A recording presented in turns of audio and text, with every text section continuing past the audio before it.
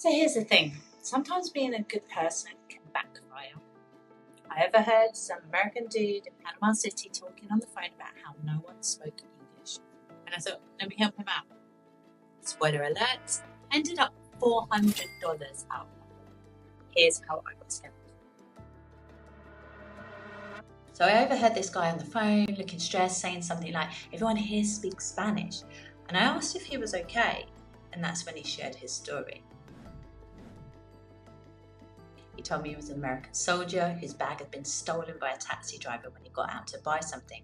All his ID, his passport, his cards were gone, and he needed money for a flight to his base in Honduras, where his commander could sort him out with everything. He said he needed someone with a PayPal account so he could transfer the money. So I said, yeah, I've got one. He needed the cash for his flight, and it sounded reasonable, and I wanted to help. We even took the metro to my hotel so I could grab my cards. At this point, he seemed so genuine, I didn't even think twice. After I got my cards out and sat down in the hotel lobby, he suddenly said, oh, damn, my cards aren't linked to my PayPal because they were cancelled after his bag was stolen. That's when I offered to loan him the money.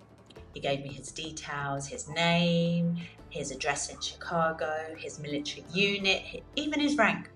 I checked everything online from the hotel and it all seemed legit.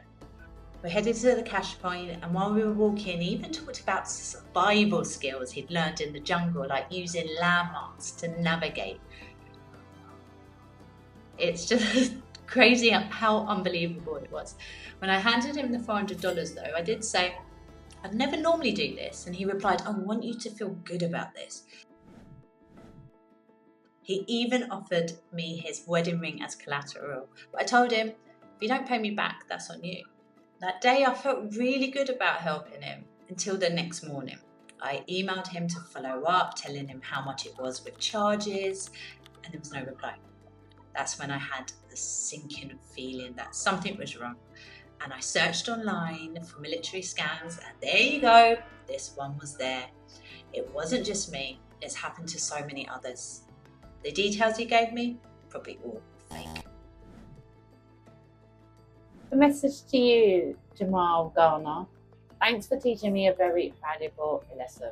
There are nice people in this world, but I'm a big believer in karma.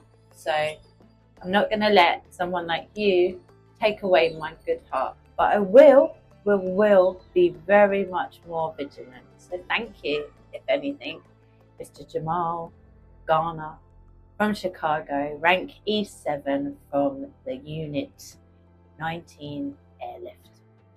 It's hard to work out. He's a professional with his hat and his glasses, but just stay vigilant, guys, and just be aware. Research before you go away and look to find out what scams are about, because this one had me. This one definitely had me. But we live and learn. We live and learn. Here's the deal. I'm all for helping people out, but this was a massive wake-up call. So if you're traveling, please keep these tips in mind. If someone's story feels over-dramatic or urgent, take a step back.